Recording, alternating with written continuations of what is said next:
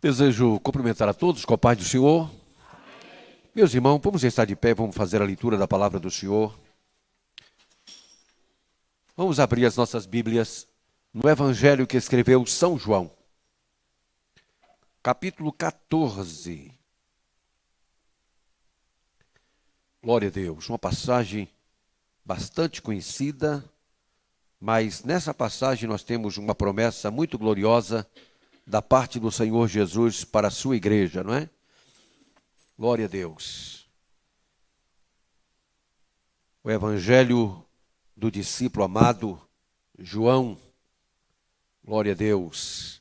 Tem pessoas que até hoje ainda confundem João com João Batista, mas o João do Evangelho não tem nada a ver com o João Batista. João Batista não escreveu livro nenhum. Já esse João aqui escreveu este Evangelho, 3 cartas universais e escreveu também o Apocalipse. Foi um homem muito usado por Deus. Ele foi o último discípulo a partir para a glória e foi o único que não morreu de morte de martírio. Não morreu, ele inclusive, mesmo que ele passou, segundo a tradição, não é bíblico, segundo a tradição diz que ele foi jogado pelo governo romano dentro de um tacho de óleo quente e saiu vivo, completamente sem nenhum problema, continuou vivendo e morreu na idade mesmo, já morreu bem idoso. Mas João, esse evangelista aqui, ele teve, eu sempre gosto de falar que Jesus ele não faz acepção de pessoas, porém, existem pessoas mais chegadas a Deus do que outras. Jesus tinha 70 discípulos, dos 70 tinha 12, dos 12 tinha 3, e dos 3 tinha 1. O único discípulo que ficou na cruz, debaixo da cruz, foi João. Os outros todos se afastaram. Ninguém, além de João, estava ali. Então a gente tem na Bíblia, por isso que a Bíblia diz, achegai-vos a mim e eu chegarei a vós. A medida de se achegar depende muito desta comunhão e dessa revelação que nós temos de Deus.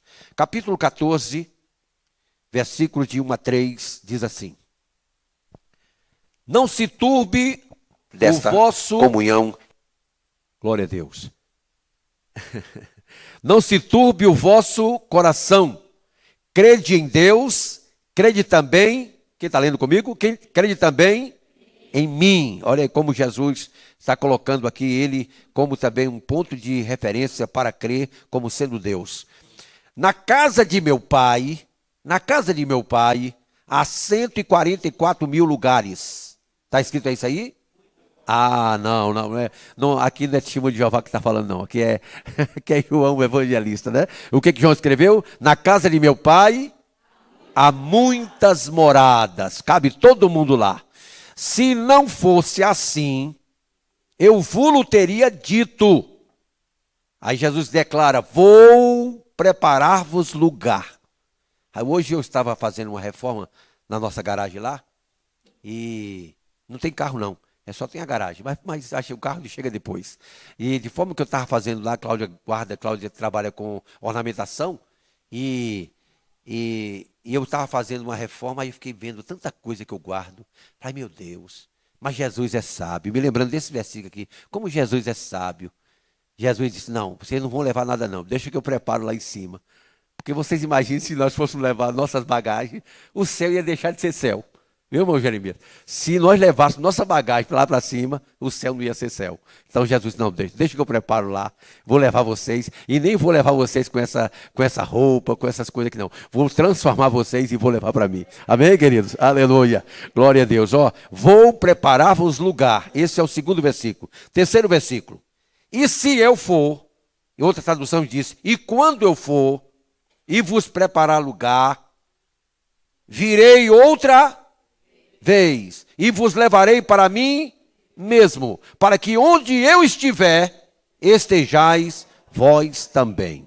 Então vamos tomar essa promessa aqui para nós. Jesus garantiu que ele vai voltar. Onde foi que ele disse isso? Virei outra vez. Ele veio uma e disse, vou voltar novamente. Vou realizar uma obra no céu e vou voltar. E quando ele voltar, ele prometeu também para nós nos levar com ele, para que onde ele está hoje, no céu, nós possamos estar com ele também. Amém, queridos?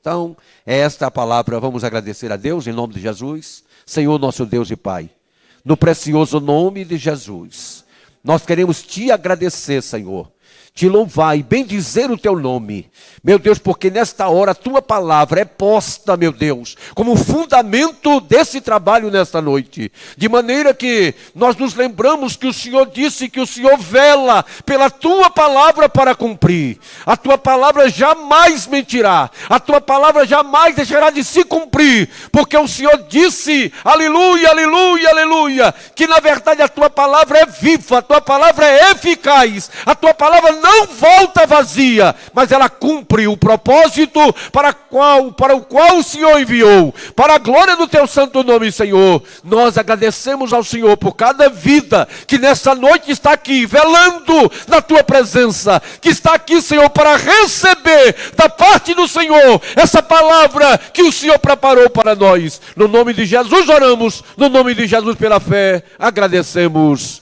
Amém e amém. Tome assento, amados, no nome de Jesus. Glória a Deus. Meus amados irmãos, como foi anunciado pelo pastor Marcos, nós iniciaríamos hoje uma... inclusive, irmãos, eu quero que os irmãos entendam, vai ser muito difícil para mim, porque eu não quero, de forma alguma, transformar esse culto em uma aula. Muito obrigado, querido. Me ajuda aqui, por favor, só para me... Aqui no caso, apertar aí do lado ou apertar no meio? Aqui, a volta. Ah, tá certo, tá certo. Muito bem. Se eu quiser voltar aqui, eu passo da frente, né? Certo.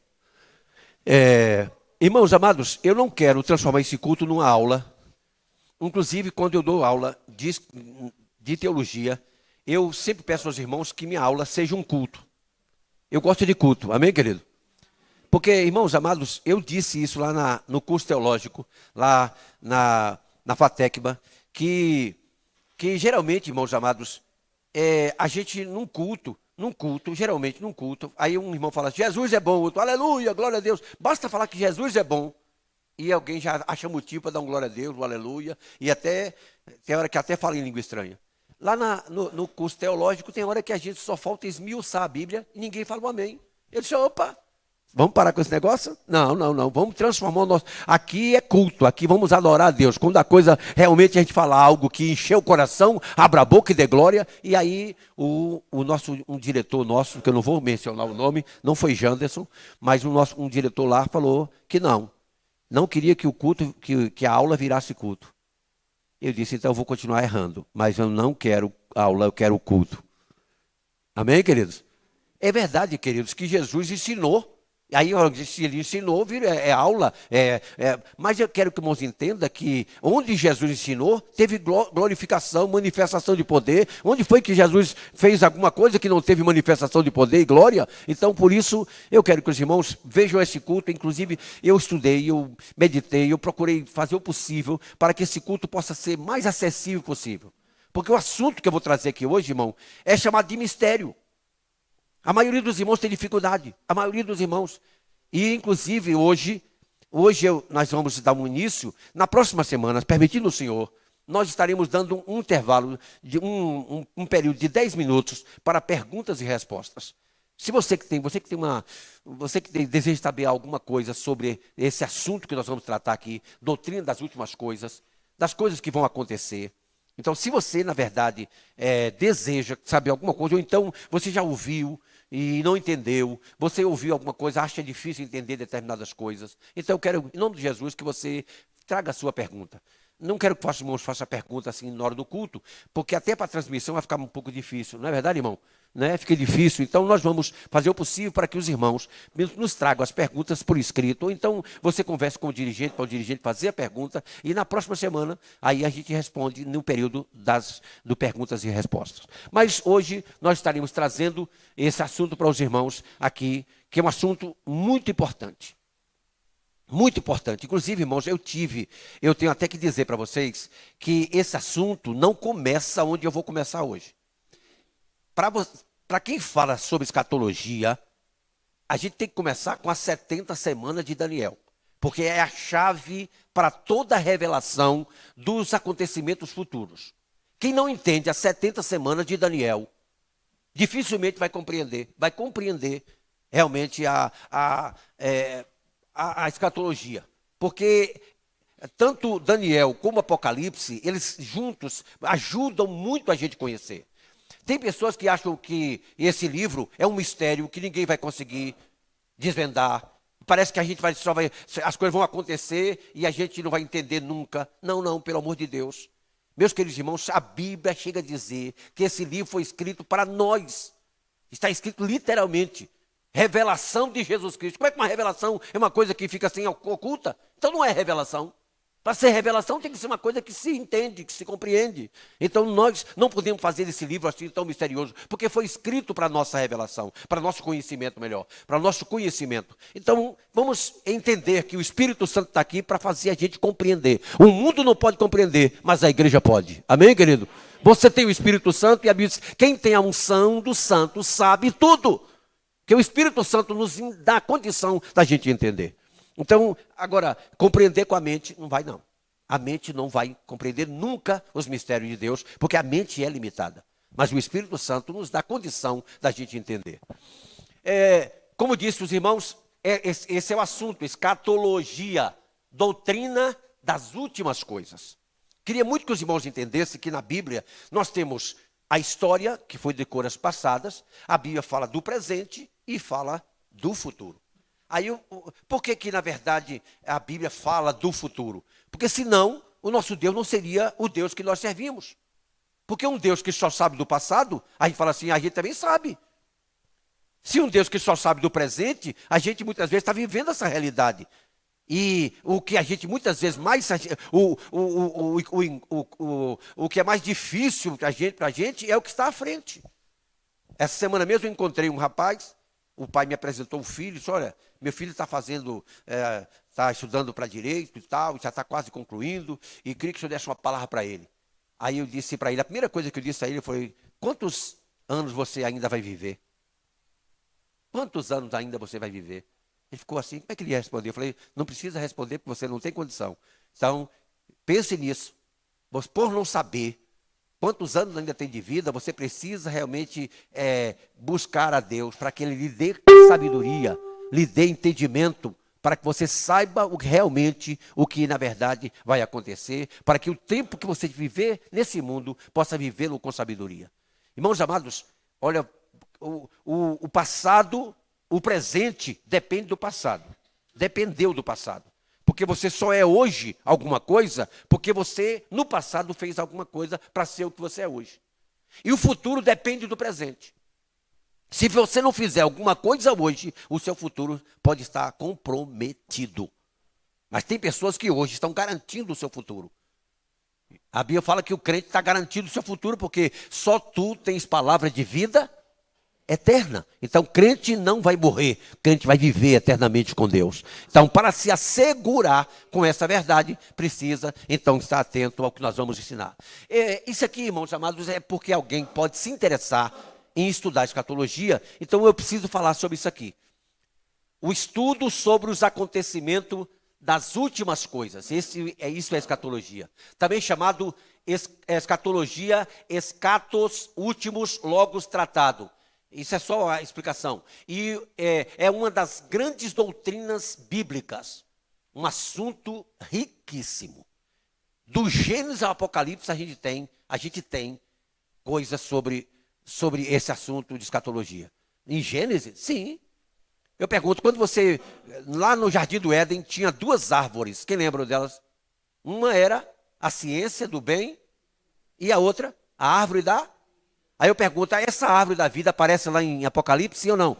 Aparece. Que essa árvore diz que as suas folhas é para a saúde das nações, dão 12 frutos.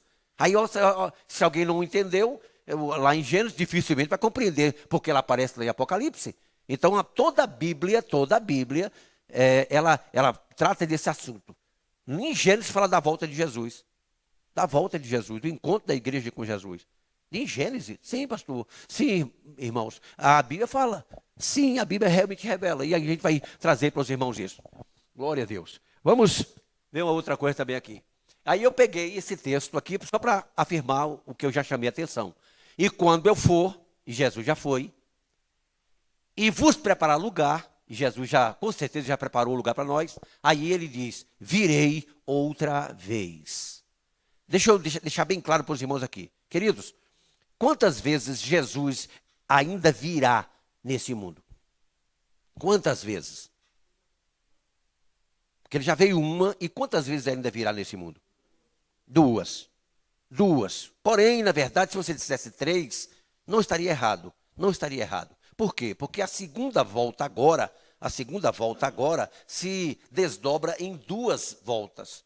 Em duas fases, melhor. Duas fases. A primeira fase, ele vem para a igreja. E a segunda fase, ele vem para Israel. Na primeira fase, só a igreja vai ver. Na segunda fase da sua volta, a Bíblia diz que todo olho o verá. E quando todo olho vê Jesus, aí ele vem para Israel. É tão prova disso que quando ele vier na segunda fase da sua volta, ele vai pisar na terra. Aonde? No Monte das Oliveiras. E o que vai acontecer com o monte? Ele vai abrir, vai fazer um vale no meio, e Israel vai escapar por ali, porque o exército do inimigo vai tentar destruir Israel, e assim como Deus abriu o Mar Vermelho para o povo escapar, o Monte das Oliveiras vai abrir para criar um vale para Israel escapar naquele momento. Então, de maneira que a vinda de Jesus, ela, nesta agora que nós estamos esperando, são duas fases, é uma volta só com duas fases, porque a primeira ele só vem até as nuvens, na segunda fase ele pisa na terra. Pisa na terra. E aí a gente vai ver o que ele vai fazer. Então, virei outra vez. Então, isso aqui, irmãos, é uma promessa que eu queria que você desse um glória a Deus por isso. Amém, irmãos? Glória a Deus. Ele vem. O mundo diz que, será? Desde que eu nasci, eu vejo os crentes dizendo, Jesus vem, Jesus vem, Jesus vem. E até agora ele não veio. Tem gente que já está desanimando. Tem gente que já está ficando fraco. Mas eu quero que os irmãos entendam uma coisa. Se Jesus viesse há quase 40 anos atrás, eu não tinha aceitado Jesus. Graças a Deus que ele voltou aí em tempo que eu aceitei ele como Salvador. E enquanto Jesus não volta, e uma vez eu estava numa reunião só de pastores, e o pastor Eurico Bergs, tem aqui inclusive, muito me ajudou nesse estudo, ele disse assim, graças a Deus que Jesus ainda não voltou. Aí alguém diz, pastor, você não está preparado não? Ele mesmo falando para ele mesmo. Alguém pode pensar, será que você não está preparado? Falou, eu estou, mas eu sei que se voltar agora, tem gente aqui que fica. No meio de pastores, só tinha pastor. Eu sei que se ele voltar agora, tem gente que fica aqui. Então dê graças a Deus que ele não voltou ainda, porque ainda dá tempo para você se arrepender e se preparar para que a sua volta. Amém, querido? Então dê graças a Deus que ele não voltou ainda, porque quem não está preparado, Deus está dando oportunidade. Amém, querido? Porque hoje a gente está ouvindo dizer assim, ele vem. Mas vai chegar o dia que alguém vai dizer, ele já veio, ele já voltou. Aí, quem disser isso aqui na terra, vai ter uma tristeza muito grande. Amém, queridos? E vos levarei para mim mesmo. Vocês lembram que vocês percebem o amor de Jesus pela sua igreja? Olha como que Jesus quer, eu quero vocês para mim. Amém?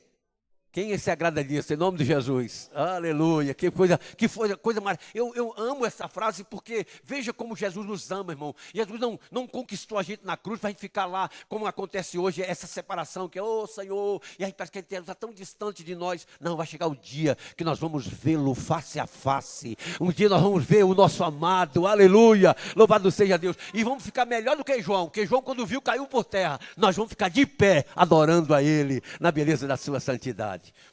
Aí ele disse, e vos levarei para mim mesmo, para que onde eu estiver, estejais vós também. Então Jesus vai nos levar para o céu. Tem gente que não acredita nisso, tem gente que está achando que vai ser aqui mesmo na terra, que tem um versículo na Bíblia que diz assim, os céus são os céus do Senhor, mas a terra deu-a aos filhos dos homens. Aí ele diz assim, então o homem tem que morar na terra, Deus mora no céu e o homem mora na terra.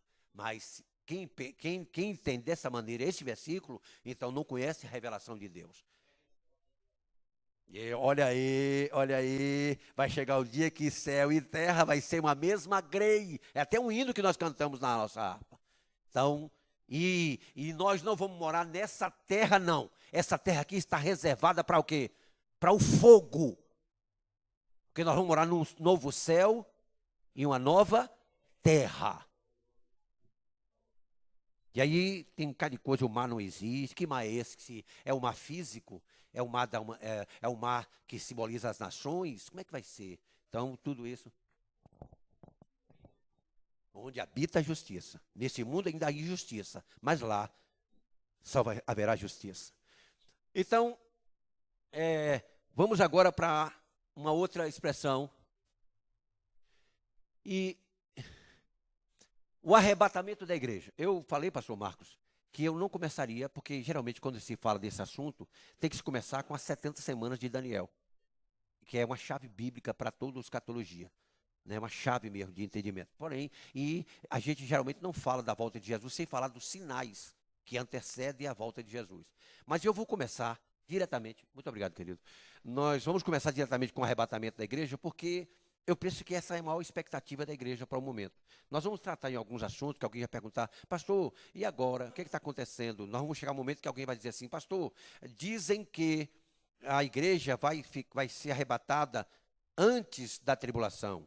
Tem outros que dizem que é no meio da tribulação. E tem outros que dizem que é no final da tribulação. E aí, pastor, o que na verdade, como é que a gente deve se posicionar nessa situação? Mas eu vou começar justamente falando do arrebatamento da igreja, porque é um assunto, assim, que talvez para pelo primeiro dia pode ser que inspire o coração para que você não perca os outros cultos que nós iremos falar. Então, Jesus vem muito breve. Queridos, como é que alguém vai dizer, mas... Meu Deus, se a gente falar de breve, fica parecendo que é agora, parecendo que é amanhã, e não é assim então, porque... Mas eu quero que você entenda uma coisa, em nome de Jesus. Pelo amor de Deus, não tem nenhum crente nesse mundo que está cansado de esperar Jesus. Duvido.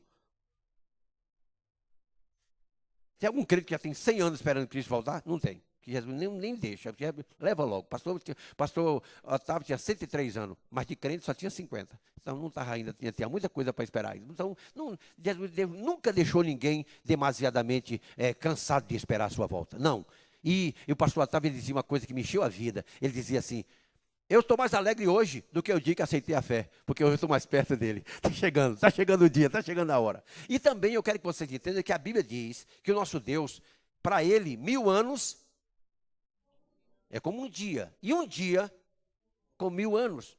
Então, se você observar bem, pelo amor de Deus, quando você ouviu na Bíblia alguma coisa que fala sobre, assim, muito logo, nem sempre é o logo do homem. Porque Deus pode estar dizendo o logo dele. Amém, queridos? Então, vamos entender melhor isso mais à frente. Então, Jesus vem muito breve. Porém, um dia dir-se-á no mundo. Jesus já veio. Então, foi isso que eu... Portanto, medite agora sobre o que acontecerá por ocasião do arrebatamento da igreja.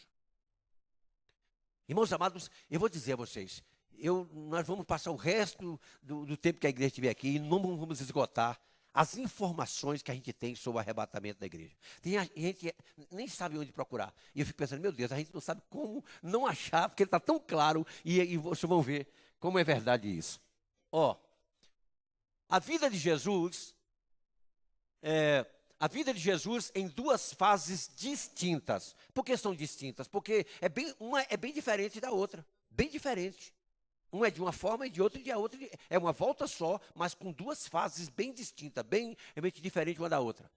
Na primeira fase, haverá o arrebatamento da igreja. Nessa vinda de Jesus, haverá propriamente o arrebatamento da igreja. Aí, arrebatamento é tirado com força. Essa palavra é nesse sentido. O Senhor vai tirar a sua igreja aqui com o seu poder. Todo crente que estiver vivo aqui nesse mundo vai subir com o seu corpo transformado. Antes desse crente subir, haverá um outro milagre. Qual é? Os mortos que estão nas sepulturas, o que vai acontecer com eles? Vão ressuscitar, vai ficar na mesma posição que nós, e aí todo mundo subindo, cantando o hino da vitória. Você vai estar lá? Você vai estar lá? Amém, querido? Então, em nome de Jesus, é isso que Deus quer. Jesus voltará invisível. Invisível. Porque Jesus vem para a igreja, somente para a igreja. Ninguém vai estar vendo a volta de Jesus. O mundo vai perceber a falta dos crentes, mas não vai ver Jesus. Não vai saber o que aconteceu. E vai inventar meio mundo de coisa. Olha só. Jesus voltará invisível aos olhos do mundo, detendo-se nas nuvens. Tem alguma passagem da Bíblia que diz isso diretamente? Tem. Nós vamos ler logo isso aí. Aí diz o texto, em um abrir e fechar de olhos, arrebatará para si todos, pecador não sobe. Pecador não sobe. Irmãos, eu fico achando interessante, o que eu mais vejo na igreja, o que eu mais vejo a dificuldade é uma pessoa entender o que é santo. O santo que a gente entende não é o santo que a Bíblia fala, não é. Porque a Bíblia que fala em santidade, fala que não há homem que não peque. E se alguém disser que não tem pecado, é o quê? Aí já está pecando, está mentindo. Aí. Então, e aí agora? E que santo é esse que tem pecado? Aí é que está. Aí é que está. Meus irmãos, ouçam bem, um pai tem um filho. Aí o filho comete um roubo. Só porque ele cometeu um roubo, ele deixa de ser filho? Não, não deixa de ser filho. Por quê? Porque o pai entende que há um processo de recuperação para um roubo. O filho só deixa de ser filho quando ele morre. Aí agora não é mais filho. Ou é? Você não tem filho, você tinha, você perdeu. O que aconteceu com o filho pródigo? O pai fala assim, esse filho estava morto. E reviveu. E aí, a questão, porque se ele ficasse lá, estava perdido. Mas quando ele voltou, aí ele teve vida. Amém, querido? Então a questão aqui não é uma pessoa que não tem pecado, não é uma pessoa que não se conforma com o pecado. É uma pessoa que, quando o Espírito Santo convence ele do pecado, corre aos pés de Jesus e diz, Senhor, eu creio no poder do teu sangue, me perdoa, me ajuda. E naquela hora o sangue de Jesus, não diz purificou, o sangue de Jesus nos purifica. Então tem um poder presente. Hoje aqui, se tiver um pecador, Jesus te perdoa. E se ele voltar agora, você sobe cantando o hino da vitória. Amém, querido? Então é bom entender isso, irmão. Pelo amor de Deus, a gente tem dificuldade de viver nesse mundo. Jesus foi em tudo tentado. Olha só como realmente a gente deve entender isso. E ser tentado não significa ter pecado, mas ele sofreu tentações e fortes. De todas as maneiras, física, emocional, de todas as formas ele sentiu. E ele venceu. E ele vai nos dar condição, porque ele vivendo nessa condição, vai nos dar condição de vencer. Amém, amados? Aleluia. Louvado seja Deus. E aí ele diz, todos os santos. Isto antes da grande tribulação. Por que eu quis colocar isso dessa forma? Aceitei essa proposta do pastor Eurico Bergster. Sabe por quê? Porque, meus amados irmãos, nós somos antitribulacionistas. Nós acreditamos que Jesus vai nos levar antes da grande tribulação. Pastor, o que é que faz o senhor crer nisso? E a Assembleia de Deus crê nisso? Por que na verdade, existem outras pessoas, outras denominações que têm outro posicionamento diferente? Queridos, a gente pode mostrar na Bíblia passagens que comprovam isso. E mesmo que essas pessoas se levantem, eu vou mostrar algumas coisas que deixam a gente com toda a segurança que realmente essa verdade é a melhor para ser aceita. As outras, na verdade, você tem dificuldade para provar. Essa é mais fácil. Essa é a que toda a Bíblia a gente tem muito mais recurso para provar do que os outros dizem aí. Agora, ouçam isso. A segunda fase, foi o que eu falei, a segunda fase da vida de Jesus acontecerá 7 anos mais tarde. Então, de uma para outra, Jesus vem buscar a igreja. Para a outra fase se cumprir, leva quanto tempo? 7 anos. Esse período é a grande tribulação. Então, depois de 7 anos que ele veio buscar a igreja, aí ele vai voltar para Israel, como nós vamos explicar. Aí, nesse período de 7 anos, o que acontece? O que acontece com a igreja? Porque tem a igreja lá no céu e tem o mundo aqui na terra. Então, tem algo acontecendo aqui na terra e tem algo acontecendo lá no céu. Aí, a primeira coisa que vai acontecer que já estou adiantando para os irmãos, que nós vamos tratar sobre esse assunto, é o tribunal de Cristo. Quando o crente sai aqui da terra, vai direto para o tribunal. Ô pastor, para tribunal? E a gente vai ser julgado? Exatamente, para ser julgado. Por quê, pastor? Não para ser condenado. É para ser galardoado. Oh, que coisa boa. Para entrar no céu bonito, já com o galardão, com a coroa brilhando e cantando e louvando e engrandecendo a Deus. Vai ser uma coisa muito linda. Então, logo depois do arrebatamento, a gente vai para o tribunal de Cristo, onde o trabalho que os crentes fez aqui na terra, tudo que você fez como crente, será julgado. E julgado como, pastor? Já vou adiantando, no dia a gente explica sobre isso. Vai ser julgado porque você, quando trabalha aqui na terra, nós usamos 6 materiais. 6 materiais. Primeiro tem o ouro, depois tem prata e pedras preciosas. Ou então prata, ouro e pedras preciosas. E depois tem madeira, feno e palha. Tem esses materiais. Os materiais que suportar fogo, ganha galardão. O material que não suportar fogo, perde galardão. Quero adiantar aqui que vai ter crente que não vai ter nenhum galardão. Nenhum. Olha aí, olha o que a irmã falou aqui, ó.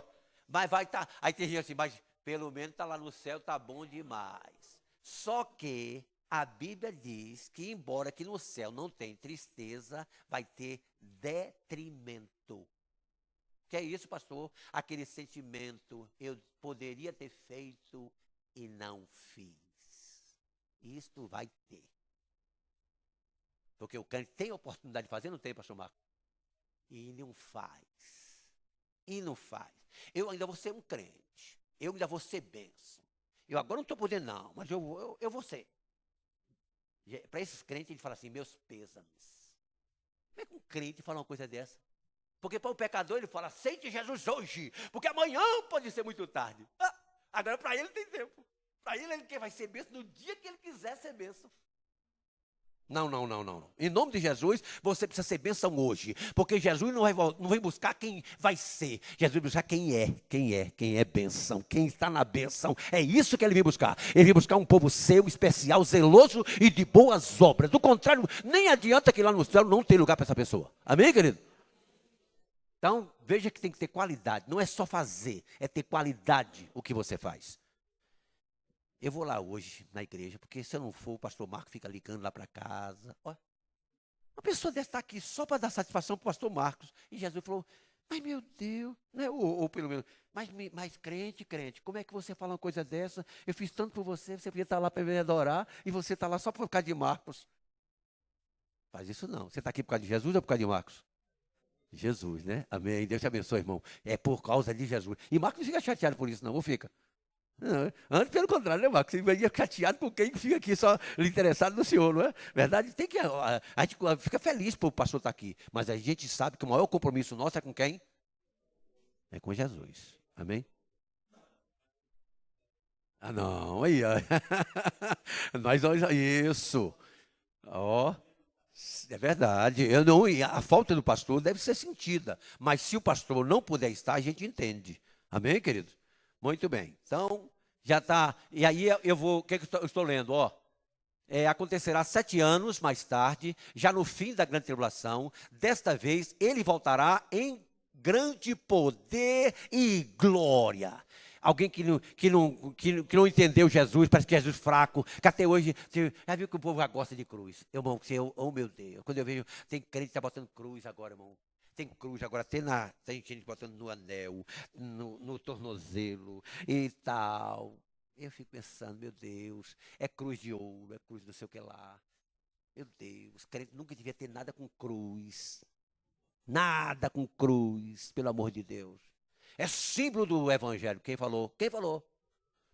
Onde é que está na Bíblia que mandou fazer uma cruz? Tem? Você encontrou alguma? Faça uma cruz e coloque na igreja. Exponha a cruz. Pregue a cruz. Não tem isso, não. Prega a palavra. A mensagem da cruz é loucura para os que perecem, mas para nós que somos salvos é o poder de Deus. Amém, queridos? Então, em nome de Jesus, a gente não pode, pelo amor de Deus, cruz não foi feito para Jesus. Já disse várias vezes, cruz não foi feito para Jesus só. Não foi exclusivo para ele. Lá no Calvário tinha 3 cruzes. E não diz que a cruz de Jesus era mais bonita do que a dos outros. Diz, a cruz do meio era maior. A cruz do outro era de jacarandá. Porque tem crente cantando. Eu queria saber. Querendo saber. Olha o que o crente quer saber. Do próprio lenhador. Conversar com o lenhador. Meu Deus. Que madeira ele usou? Oh, perguntar para o lenhador, qual foi a madeira que você usou para fazer a cruz do meu Salvador? Oh. Aí ele fala, jacarandá. E aí vai mudar o quê? Foi de pio. Oh, podia ser melhor. Você já imaginou? Que horror. Mas crente canta essas coisas. Aí meu filho fala, pai, isso é licença poética. Então deixa, né? Mas, na verdade, não é bem isso. Tem muita coisa na cruz, muita coisa que Jesus fez lá na cruz, que deve ser muito mais observada do que isso. São detalhes que nem a gente não deveria valorizar. Então, irmãos amados, com poder e grande glória, visível aos olhos de todos. E acompanhado, acompanhado desses santos que ele tirou da terra, os santos voltam com ele. Que foram arrebatados, voltam bonitos, fortes, aquele que você foi, aquele que era desprezado, aquele que ninguém dava um centavo, aquele que alguém criticava, vai ver ao lado de Jesus brilhando, brilhando, brilhando mais do que o sol. Aleluia! Louvado seja o nome do Senhor Jesus. E todo mundo tem que reconhecer, olha lá, a grandeza do poder de Deus na nossa vida. Amém, queridos? Isso não vai demorar, meus irmãos. Aleluia! Virá, então, para salvar e restaurar o povo de Israel. Meus irmãos, Deus é testemunha do que eu vou dizer aqui agora. Eu oro, todos os dias, eu oro por Israel. E todo crente devia fazer isso, porque a Bíblia diz, orai pela paz de Jerusalém. A Bíblia fala que a gente deve orar por Israel, porque Israel, queridos, o próprio diz, não te glories sobre Israel, porque a queda do povo de Israel havia a salvação para o gentio. Quando Jesus veio ao mundo, não veio para os gentios. Jesus veio ao mundo para quem? Para os judeus. Veio para os que eram seus. E por que a gente hoje é salvo? Porque os seus não receberam. Aí agora todos que receberam, recebeu o poder de ser chamado filho de Deus. Mas esse povo que caiu lá, Deus, nós que estávamos no chão, ele levantou. Os que caíram também, Deus não pode levantar? Nós que éramos zambuzeiros, fomos enxertados na oliveira. E aqueles esses ramos que caíram, o Senhor não pode também tornar a enxertar novamente? Eles que são realmente, que têm a raiz, que têm a natureza da oliveira? Então, não te glories sobre os judeus. Então, todo crente devia ter gratidão por Israel, orar para aquele povo, para que eles não reconhecem Jesus, estão cegos. Mas vai chegar o dia que Deus vai abrir os olhos dele. E Deus vai abrir dessa forma aí, ó. Eles vão ver o Cristo que eles rejeitaram. E vai dizer, que erro nosso de não ter recebido aquele que o mundo todo adorou e reconheceu como Salvador. Aleluia. Louvado seja Deus para sempre. Então, virá... Pois não. Exatamente. Está pecando, porque pelo menos achando até que tem gente, irmão, que é contra Israel. Hitler, por exemplo, Hitler tinha ódio dos judeus. Ele chegou, né, na Segunda Guerra Mundial, ele chegou a exterminar 6 milhões de judeus, que é o chamado Holocausto. Olha o ódio que ele tinha por esse povo, né? O antissemita, né? Que ele era um antissemita, não gostava do povo judeu. Olha só. E Israel sempre sofreu grandes ataques da humanidade, de forma que a gente deve sempre pedir misericórdia e entender que a queda daquele povo, Deus sempre, mesmo naquele povo, o povo foi disperso, mas chegou lá na Babilônia e deu um testemunho tremendo, não é? Deus levantou grandes homens como Daniel, e mesmo fora da sua terra. Então, em nome de Jesus, e hoje, inclusive, em que o Brasil é abençoado por Israel? Irmão, onde tiver um judeu, tem bênção. As maiores fortunas do mundo estão na mão de quem? Dos judeus. As maiores multinacionais, os judeus estão atrás. Qual é a maior tecnologia hoje que existe no mundo? Israel. A melhor polícia, a polícia mais montada, hoje, todo o mundo hoje pede conselho de Israel sobre segurança. Israel tem guerra todo dia. Lá, uma pessoa de uma certa idade, de 16, 18 anos, já está no exército. As mulheres lá entram para o exército. Todo mundo lá tem 6 meses no exército, 6 meses fora de casa, na casa, trabalhando. É assim. Então lá Israel vive em guerra constantemente. Se você olhar no mapa, Israel é uma mosca no meio do povo, todo o mundo muçulmano. E essa terra nunca foi destruída. Por quê? Porque há um Deus que guarda Israel. Amém, querido? Aleluia. Assim como ele guarda a igreja. E aí, irmãos, virá então para salvar, restaurar o povo de Israel e destruir, olha só, o anticristo. Ele vem com esse propósito, destruir o anticristo que vai estar reinando aqui durante os 7 anos de grande tribulação. Amarrará o diabo, ó, Jesus vem. E quem amarra o diabo é Jesus? Quem lembra? Quem amarra o diabo? Um arcanjo. Quem amarra o diabo, quem lembra? Um anjo só. Um anjo vem, vai lá e amarra o diabo, coloca ele dentro da prisão e ele vai ficar 1000 anos preso. E governará a terra por 1000. Então, esse reinado, ó, reinará. Então, Jesus vai ser rei. Aí eu sempre falo, qual é o melhor governo que existe no mundo? É reinado ou democracia? Porque democracia é governo do povo.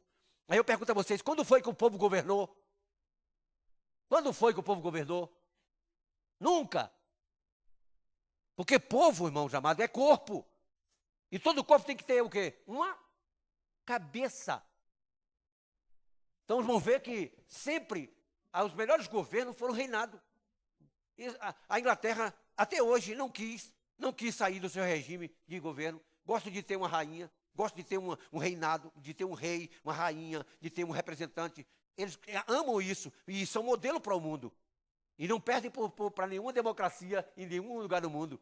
Então veja que, na verdade, o irmão devia pensar melhor quando fica pensando que a gente está numa democracia, a democracia está sendo atacada, não sei o quê. Porque, irmão, eu pergunto a vocês, quem condenou Jesus à cruz? Foi o povo?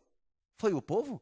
O povo realmente, foi o povo que diz, crucifica? Foi. Mas quem foi que incitou o povo? Foram os sacerdotes. O povo não tem voz, o povo é sempre influenciado por lideranças. Isso a gente não pode esquecer disso. Democracia, irmãos, não, Deus não vai usar a democracia lá Jesus vai reger esse mundo com vara de ferro. No reinado de Cristo aqui na terra, ninguém vai fazer nada errado aqui. Porque não haverá oportunidade para se fazer, porque Deus vai fechar todas as brechas. E nós vamos trabalhar com Jesus, vamos reinar com Ele. Vem pecar. Hoje, o soldado hoje ele é comprado por propina, por alguma coisa. Lá, os soldados seremos nós. Nós vamos ser os governantes com Jesus. Vamos reinar com Ele. Então vai ser uma coisa gloriosa. Amém, querido? Vamos ver a outra coisa aqui. Deixa eu me situar aqui. Agora já tem um ali. Jesus. Mas vamos correr. A promessa acerca da segunda vinda de Jesus está firme. Muitos duvidam dessa promessa. Muitos duvidam. Tem alguém rapidamente que pode abrir para mim aqui, por favor? Eu não coloquei esse versículo, porque eu tenho bastante assunto, não coloquei os versículos. Eu sempre gosto. Mas 2 Pedro 3:3. Quem que lê para mim? Por favor. 2 Pedro, eu sei o que está escrito lá, mas é só para que você se certifique disso, que tem alguém que está duvidando que Jesus vem. Quem lê para mim? Por favor.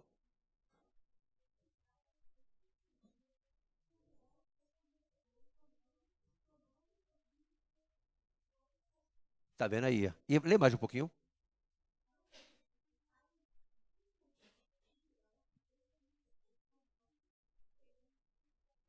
Sim, mais. Continua no versículo. O que houve com essa promessa?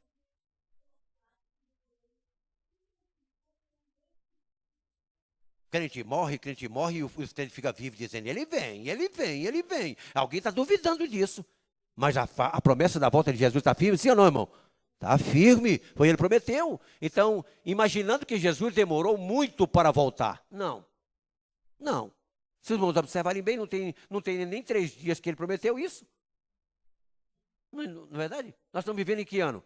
2022. Não tem nem 3.000 anos ainda. Então, se 1.000 anos é como um dia, então não tem nem 3 dias ainda que o Senhor prometeu. Dá para esperar? Sim ou não? Dá para esperar, não é, irmãos? Então, veja só. Ou imaginam mesmo tudo sobre ou ignoram mesmo tudo sobre o arrebatamento. Tem gente que não acredita de jeito nenhum, ignora essa questão ali em Mateus 24, 3 a 30, tem muita coisa para ler, mas eu dei uma referência, se você observar, as pessoas ignorando sobre o arrebatamento da igreja. Eles dizem, a paz e segurança. A paz e segurança. Diz que ia ter isso, aquilo, outro. Aí, uma falsa. Tá? Porque irmão sabe que a grande tribulação, tem gente que pensa que são 3 anos, são 7 anos de juízo direto. Não. Vai ter 3 anos de falsa paz. Mas é justamente um laço para poder pegar a humanidade. Aí alguém, quando alguém disser a paz e segurança, haverá repentina destruição. Então, em nome de Jesus, guarde isso. Mas a palavra de Deus é clara e inconfundível. Está escrito que Jesus, pessoalmente, oferecendo-se uma vez, quando ele veio aqui na terra, para tirar os pecados de muitos, aparecerá segunda vez, sem pecado, aos que o esperam para a salvação. Hebreus 9, 28. Tão real como foi a primeira aparição de Jesus, será também a sua segunda manifestação. Do jeito que foi real a sua primeira, assim será a sua segunda. Não se trata, portanto, de nenhuma linguagem figurada. Se vocês souberem, como os católicos, os padres pregam, eles não chamam volta de Jesus, chamam de parousia. Parousia é uma expressão que eles utilizam, que na teologia realmente fala sobre a volta de Jesus. Essa é a linguagem que eles utilizam lá. Mas eles dizem que a volta de Jesus é toda figurada. Nada desse negócio de alguém vir nas nuvens, os céus rasgando e tal. Não, não. Eles acham que tudo isso é figurado. E aí eles tratam as coisas de uma forma muito racional. E, na verdade, não é uma linguagem figurada. É uma linguagem do jeito que a Bíblia diz, acontecerá. Amém, queridos? Quando é figurada, a gente entende, porque o próprio Senhor utiliza a palavra como. Então, é uma comparação. Mas aqui não é uma comparação. Essa doutrina tem raízes profundas, como eu disse, desde o Gênesis, na palavra profética. A primeira vinda de Jesus estava predita. Quando Jesus veio à Terra, o mundo sabia que ele viria, sim ou não? Sabia. O mundo que eu falo, o povo de Deus não tinha essa promessa? Deus falou para Adão o quê? Da semente da mulher nascerá um que esmagará a cabeça da serpente. Ora, Adão e Eva tinham tanta certeza que Jesus viria, que quando Caim nasceu, que foi o primeiro filho homem que eles tiveram, eles pensavam que era Jesus. Por isso que ela chama assim, alcancei de um varão, aquisição. É Jesus que vai me salvar. E não era não, ele era do maligno. E matou gente e tudo. É assim, a expectativa humana geralmente é frustrada. Mas a promessa de Jesus se cumpriu, sim ou não? Cumpriu. Eis que a virgem conceberá e dará à luz um filho. Maria, sendo virgem, recebeu o Espírito Santo em sua vida, e no ventre dela foi gerado o Filho de Deus. Quem crê nisso, em nome de Jesus? Glória a Deus. E aí, meus amados irmãos, aí que está, a primeira vinda, Jesus estava predita em detalhes nas Escrituras, e tudo se cumpriu. Da mesma maneira, a segunda vinda está predita na palavra de Deus, e tudo há de cumprir-se. O céu e a terra passarão, mas as minhas palavras, não duvide da palavra, continue crendo, continue esperando, porque quem não espera Jesus, com certeza há de lamentar porque não esperou.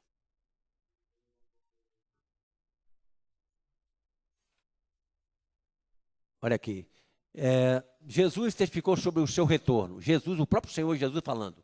Jesus falou muito acerca da sua vinda. Aqui eu coloquei essas passagens, porque se depois alguém quiser esse material, irmão, eu vou deixar à disposição de vocês. Agora, Jesus foi crucificado porque falou da sua vinda sobre as nuvens. Isso aqui eu quero ler. Sabia que quando ele falou que ele ia voltar nas nuvens, e foi esse o motivo da sua crucificação? Lembra que alguém falou assim, blasfemou, vocês vão ver o céu aberto e o Filho de Deus assentado à direita de Deus. Quando ele falou isso aí, alguém rasgou a roupa e ficou, vamos lá, por favor, Mateus 26, 64. Foi o sacerdote quando, olha Jesus dizendo,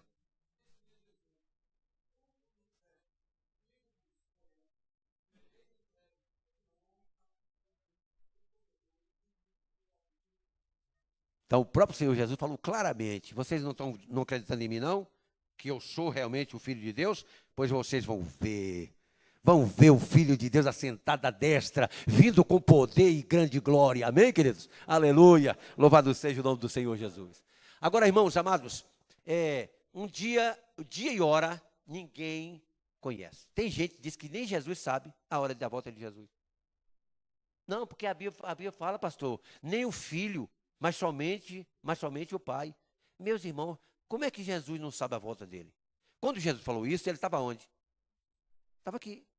Então Jesus está falando da sua limitação. Quando a Bíblia diz que ele despojou da sua glória para vir a esse mundo, então ele estava aqui como homem. Mas eu pergunto, aí, Pai, dá-me aquela glória que antes ele tinha contigo. Quando ele recebeu a glória e agora ele sabe, sim ou não? Agora ele sabe. Agora ele sabe, porque agora ele está com a manifestação de toda a glória de Deus Pai. Então, com isso, ele sabe perfeitamente. Exatamente, no céu e na terra. Então, nada é oculto a Jesus. Dizer que Jesus não sabe, agora os anjos não. Os anjos não entendem bem isso, não. Não entende não, pastor? Eu vou provar isso a vocês. Tem muito anjo que não entende bem essa questão, não. Mas vão entender, claro, assim como nós, os anjos também vão entender, porque Deus quer revelar para todos, né? Todos. Então, cronologia da vinda de Jesus, olha só. Jesus voltará quando o tempo da igreja na terra se extinguir. Irmãos amados, é muito importante a gente entender isso. Nós estamos aqui fazendo essa obra até quando? Até quando? Ou vamos ficar a vida toda pregando Jesus, até o mundo todo se converter? Não, não vai ser assim.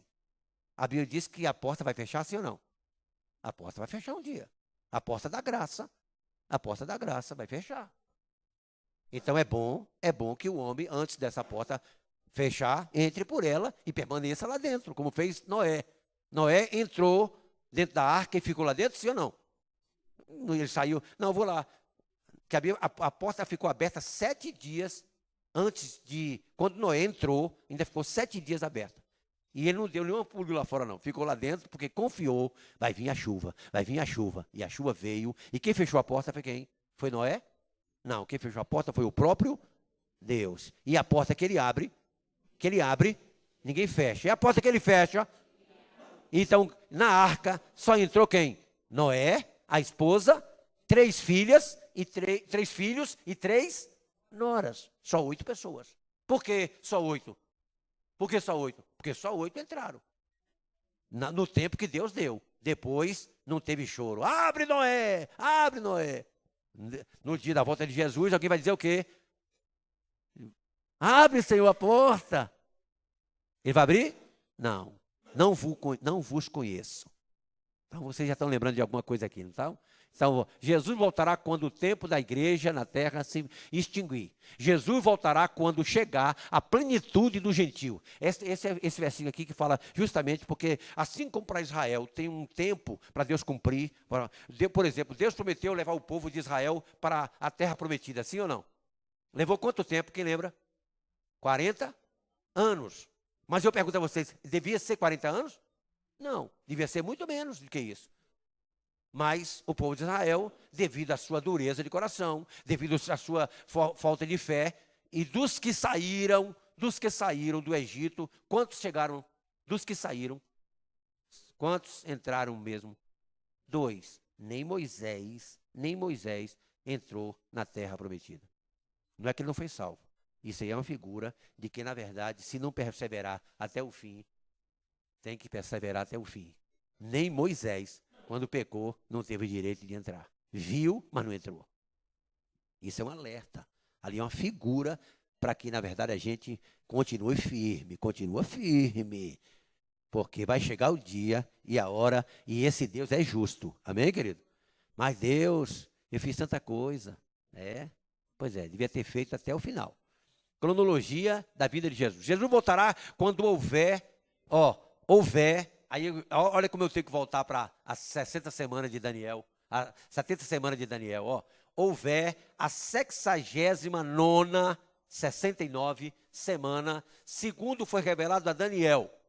Naquele dia se iniciará a 70ª semana, a 70 semana dos anos para o povo judeu, que é a grande tribulação. Então, eu ia explicar aqui quando eu fosse falar sobre a 70 semana, porque, na verdade, irmão, hoje, até hoje, só se cumpriu 69 semanas. Não cumpriu ainda a 60ª, não comprometeu. Não completou. E por que não completou? Porque quando Jesus foi elevado ao céu, então, naquele momento ali, irmãos, quando Jesus veio à terra, desde a vinda dele até ele cumprir o seu ministério, Israel, por ser rejeitado, aí o relógio parou.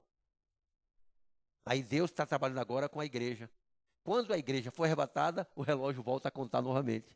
Aí é justamente quando o arrebatamento acontece, aí o povo de Israel agora entra a fase do povo de Israel. Então, essa é muito bom explicar, estou apenas dando síntese, mas poderíamos explicar diretamente sobre essa questão aqui, e os irmãos vão ver como se completa essas 70 semanas. Ela tem fases também. E isso está no livro de Apocalipse. Agora, irmãos, olha que coisa interessante aqui. Naquele dia se iniciará a Septuaginta e tal. A volta de Jesus é chamada de, na Bíblia, você vai encontrar essas expressões. Dia de Cristo, Filipenses 1:10. Dia do Senhor, não é? Dia de Jesus Cristo, como está em Filipenses também 1:6. Então, são expressões que são utilizadas para identificar essa vinda de Jesus. Aí você tem que entender se é a primeira fase ou a segunda fase. 21. Eu não vou mais, eu só vou encerrar aqui agora. Eu ainda tinha mais, muita mais, mas é só porque eu queria dar uma... não, eu estou concluindo mesmo aqui. Foi justamente isso. Lembra que eu falei que os anjos não sabem? Os anjos não sabem muito bem sobre isso, mas vão saber, assim como nós. Por favor, abra sua Bíblia aí, Salmo 24. Salmo 24. 7 a 10. Agora a gente termina com isso aqui. Todo mundo aí, no Velho Testamento, pastor? Sim. Olha que coisa clara. Que coisa clara. Eu gosto demais dessa passagem aqui. Quem aqui já leu esse texto? Que já entende esse texto? Ouça só. Está escrito literalmente assim: levantai, ó portas, as vossas cabeças. Quem tem coragem aqui, assim, pastor, pode perguntar que eu respondo sobre essa passagem aqui. Você entende isso? O que quer dizer? Que está falando de quem isso aí? Levantai, ó portas, as vossas cabeças. O que é isso? Que linguagem é essa? Que dá ideia, assim, da ideia de que levantai, ó portas, as vossas cabeças. Parece que tem uma porta de ferro, assim, que está fechada. Aí mandou levantar, está fazendo isso. A ideia que dá é essa. Levantai, ó portas, as vossas cabeças. Levantai-vos, ó entradas eternas. Onde é isso? Onde é esse negócio de entrada eterna? Quem sabe onde é? Isso aqui é no céu ou na terra? O que vocês acham? Isso aqui, entradas eternas. Isso aqui é aonde? Onde é que isso aqui? Isso é na terra? Isso é no ar? Lá no espaço sideral? Onde é isso? Aí se eu disser a vocês que não é nem no céu e nem na terra, porque entradas eternas é como aquela porta ali. O irmão Lourildo está na porta, ele está na porta. Na porta a gente não sabe se ele está de lá de dentro ou lá de fora. A entrada eterna é justamente um lugar que não é nem na terra nem no céu. É um lugar onde se divide o tempo da eternidade. Opa, mais uma vez. O lugar onde se divide o tempo, aqui é tempo, e para cá agora é eternidade. Levantai, ó porta, as vossas cabeças, levantai-vos, ó entradas eternas, e entrará... Quem é o Rei da Glória? Quem sabe aqui? Quem é este Rei da Glória? É Jesus. Aí, a nossa harpa que sabe, tem crente que não sabe. O Rei da Glória é o Senhor. Agora, como é que eu sei que Jesus é o Rei da Glória? Porque alguém vai perguntar. E esse alguém aqui, quem é que está perguntando?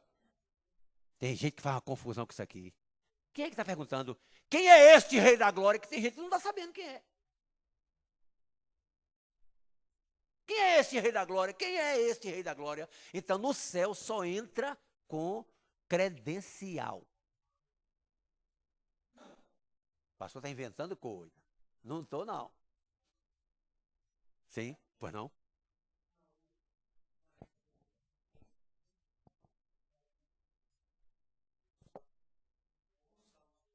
Sim.